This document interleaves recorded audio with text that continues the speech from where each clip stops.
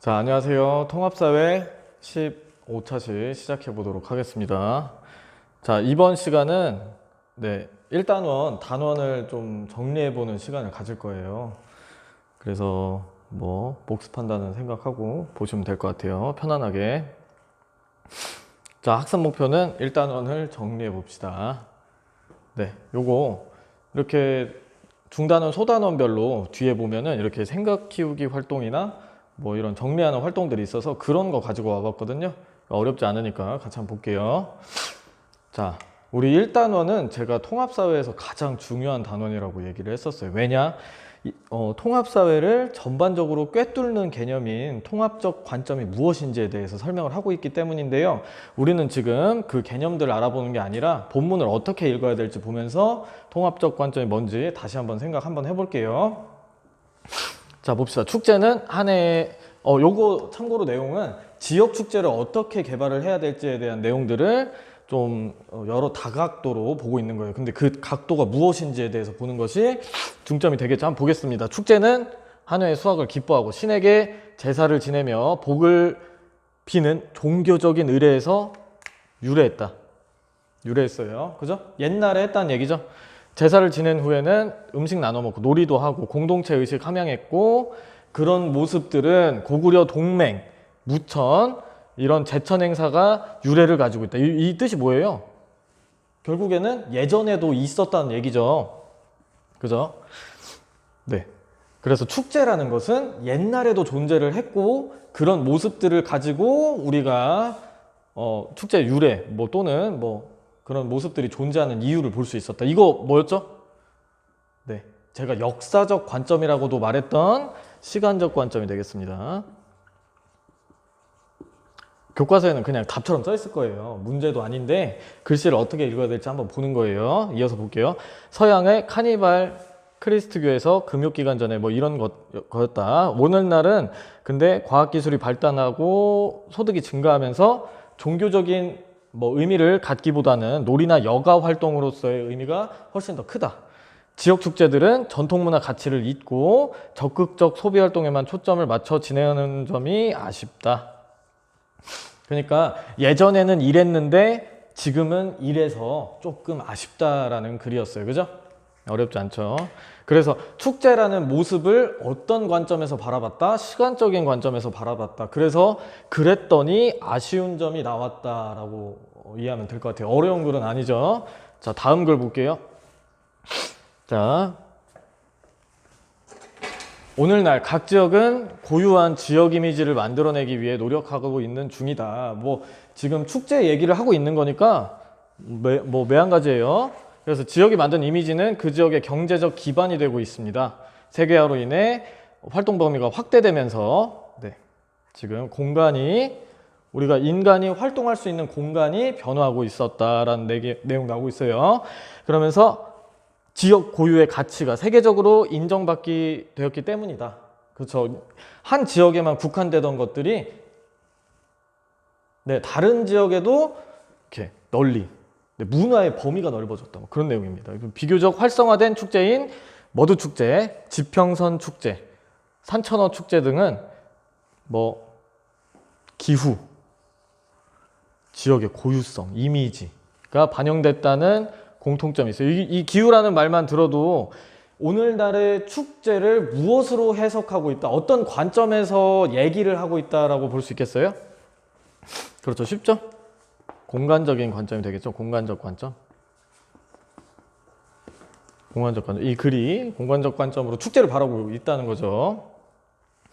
근데 우리나라 지역 축제의 대부분은 고유성을 잘 못 살리고 있다. 그 지역만 가지고 있는 그들 고유의 것을 살리지 못하고 있다는 거죠. 그래서 특히 지역 축제가 성공하면 다른 지역에서도 비슷한 축제를 열어서 우리도 한번 성공해 볼까? 이런 느낌이 많다는 거죠. 아쉽다는 얘기예요.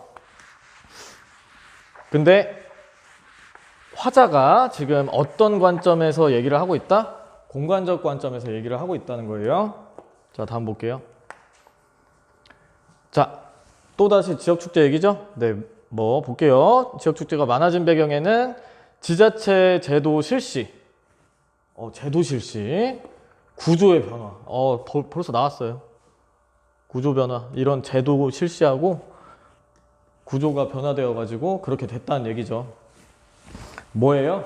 사회적 관점이죠. 네, 사회적 관점. 사회적 관점 어떻게 해석하면 되냐면 우리가 사회적으로 만들어내는 제도나 규범 또는 이런 구조 같은 것들은 약속이에요, 약속. 네, 뭐 명시가 돼 있죠. 아예 제도라고. 그런 것들의 관점, 그런 것들을 기준으로 어떤 주제를 바라보게 된다면 사회적 관점이 되는 겁니다. 알겠죠? 1995년에는 자치제가 본격적으로 실시되면서 각 지자체는 재정을 자율적으로 운영할 수 있게 되어서 재정에 필요한 자금을 자체에 조달하기 위해 노력을 했다. 그래서 지역주민이 선출하는 지자체장과 지역의원, 지역 대표로서 지역 경제를 활성화하고 지역을 홍보하고 이런 제도들 때문에 지역을 활성화하는데 어땠다고요? 그냥 뭐 더 원활해지고 좀 더 이점이 생겼다 이런 내용들 얘기하고 있는 거죠. 그쵸? 왜냐하면 그 지역의 고유의 것들을 알 수 있는 사람들이기 때문에 좀 더 지역적으로 필요한 부분을 더 캐치해낼 수 있다는 얘기예요. 그렇게 보시면 될 것 같아요. 우리가 이런 제도들을 속속들이 다 꿰뚫고 있으면 좋겠지만 그럴 수는 없어요. 솔직히 말하면 그쪽 전공자분들도 아니고 이제 배우고 나가는 분들이니까 뭔가 상식적인 부분들만 알고 글의 맥락 속에서 파악하는 연습이 됐으면 좋겠습니다. 자, 이어서 보면 뭐 그런 내용이에요. 어쨌든 넘어갈게요. 뒤에는 그렇게 중요하지 않은 것 같아서. 자, 마지막입니다. 뭐 당연히 네 가지겠죠. 우리가 지금 통합적인 관점을 네 가지 관점에 합쳐서 보고 있는 거니까요. 자, 축제는 여러 사람이 함께 참여하는 것을 전제로 합니다. 그죠? 그래서 명실상부한 축제가 되기 위해서 공동체 구성 모두가 함께 즐기고 참여하는 행사가 돼야 한다. 많은 사람이 행복하면 윤리적으로 옳다고 할 수 있지 않겠습니까? 이거 어디서 많이 봤는데. 뭐였죠? 공리주의죠, 공리주의. 여기 공리주의가 등장할지는 몰랐네요. 최대 다수의 최대 행복. 공리주의. 예. 이와 더불어 생각해야 할 것은 축제에 참여하지 못하거나 상처받고 소외되는 이유들이 발생하면 안 되겠다. 다 같이 즐겁자. 왜냐면 즐거운 사람들이 많으면 그만큼 행복한 축제니까. 그런 관점 먹였어요. 공리주의죠.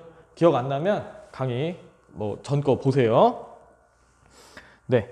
소수의 사람이 이로 인해 고통을 받는데 마냥 즐길 수는 없다. 소외받지 않게 어떻게 잘 하자. 이 내용이었습니다. 이거 뭐죠? 무슨 관점이에요? 윤리적 관점이죠. 네. 그래서 지금 뭐 나왔어요? 시간적 관점, 공간적, 사회적. 이렇게 네 가지 나왔는데 이거 뭉뚱그려서 다각도로 분석을 하는 시각이 뭐라고요? 통합적인 관점이다. 잘리네. 통합적 관점. 그렇죠. 이게 핵심이에요. 예, 이게 핵심이에요. 그죠? 근데 우리 통합사회는 어떻다고? 이 통합적 관점으로 9가지의 주제를 바라보는 것이 통합사회입니다. 그죠? 네, 그래서 우리는 이 통합적 관점을 가지고 뭘로 넘어가냐면 1단원은 행복입니다. 행복. 네, 나와있죠, 행복. 통합적 관점이 뭔지 보고 그걸로 행복을 한번 쳐다보는 게 1단원이었어요. 뭐 연습 같은 거죠. 행복의 구체적 기준은 뭐에 따라 다르다? 그냥 바로 말할게요. 시대와 역사적인 관점, 역사적 관점이죠. 그러니까 우리가 구석기 시대에는 당장 살아남는 게 행복이었다면은 지금은 어떻다? 되게 자기의 행복, 자기의 주관적인 만족감을 충족시키는 것이 바로 행복이 되겠다라는 얘기 했었어요. 그리고 인간이 행복하려면은 경제, 사회적 지위 등의 물질적 조건, 함께 감정적 충족, 자아 실현과 같은 주관적 만족감이 필요하다. 네. 상식적으로 그냥 이런 것들이 뒷받침되고 이런 것들을 이뤄냈을 때 만족스러울 수 있겠다. 뭐 이런 주관적인 만족감에는 뭐 명예나 뭐 사랑, 우정 이런 것들 포함될 수 있겠습니다. 어렵게 생각하지 않으셨으면 좋겠어요. 2번 문제 봅시다.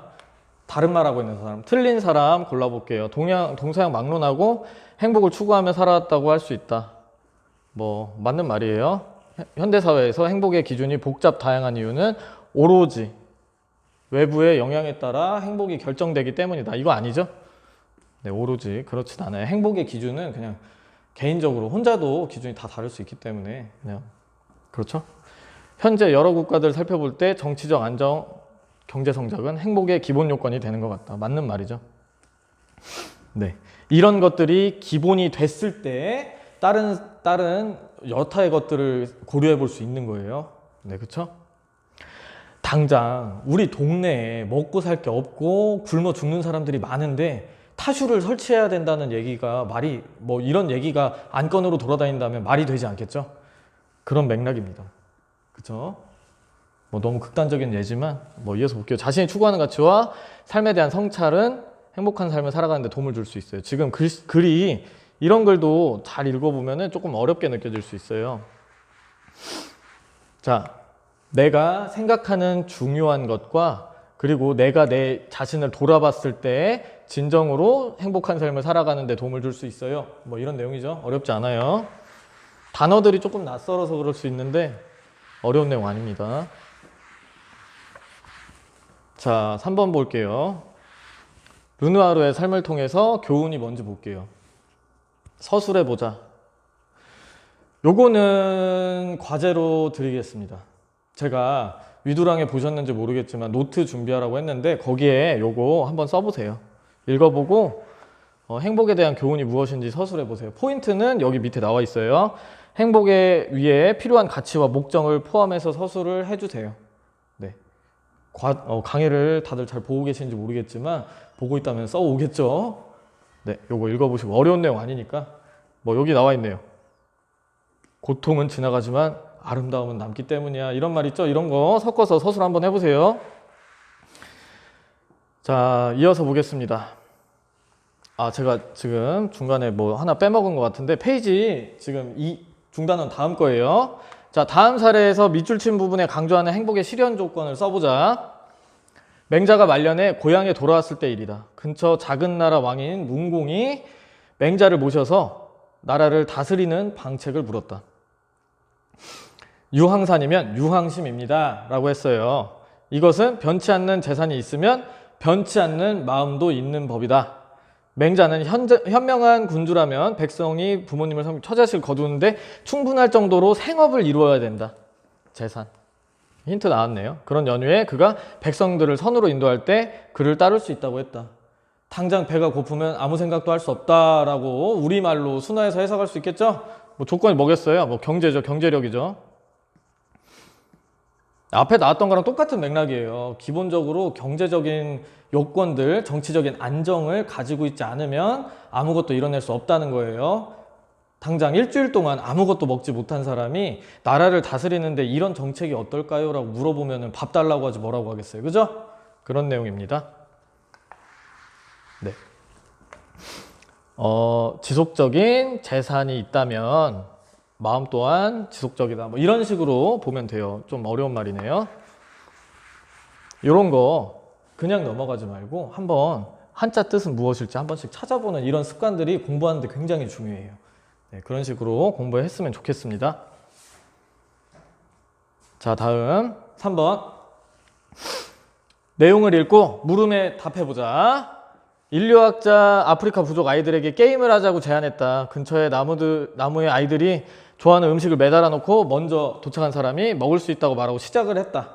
막 뛰어가서 음식 가져오면 되는 게임이네요. 되게 별로 안 좋은 게임 같아요. 근데 아이들은 각자 안 뛰어가고 손잡고 가서 같이 먹었다. 착하네요. 인류학자는 아이들에게 왜 먼저 가면 다 먹을 수 있는데 함께 갔어? 했더니 우분투라고 했대요.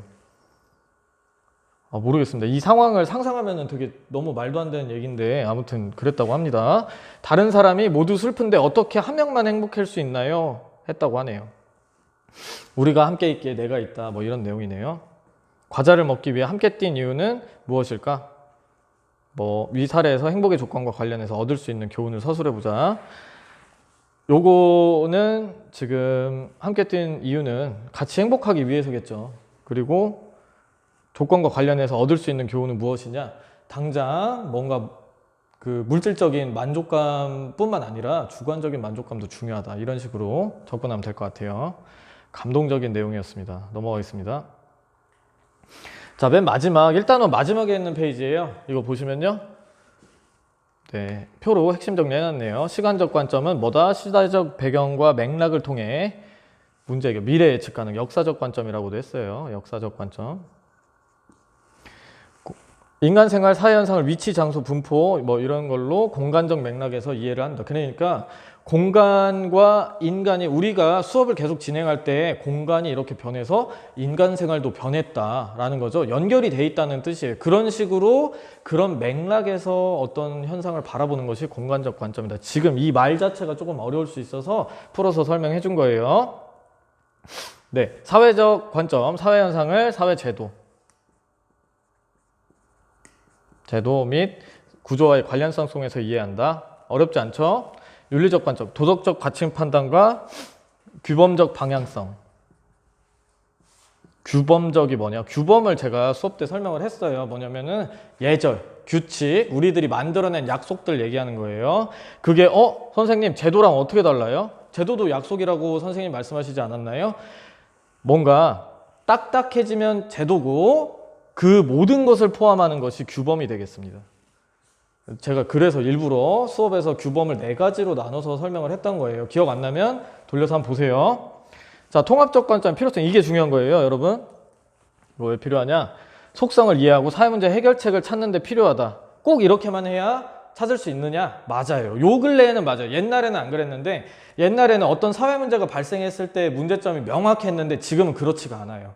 워낙에 다양하고 색다른 사람들이 시대도 빨리 변하고 정보화 시대고 막 이런 복잡 다양한 것들이 많이 생겨나다 보니까 어떤 한 사회 문제를 특정한 하나의 이유만으로 설명하기가 힘들어졌다는 거죠. 그래서 다각도로 보고 뭔가 현명한 해결책을 제시하는 것이 좋겠다.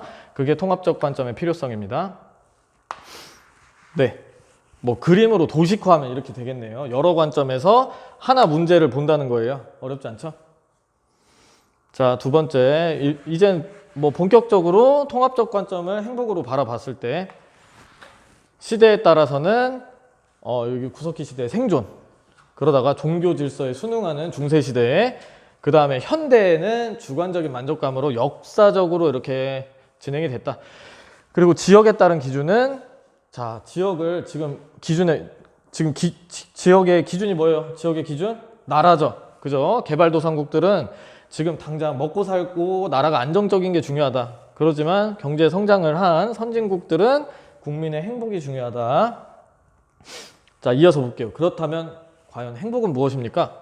물질적 조건, 돈이랑 정신적 만족감, 나의 주관적인 만족감들이 조화롭게 형성되어 있는 상태가 행복이다. 그래서 우리가 정확한 행복을 알기 위해서는 어떻게 해야 되냐면 본질적인 가치를 추구하자.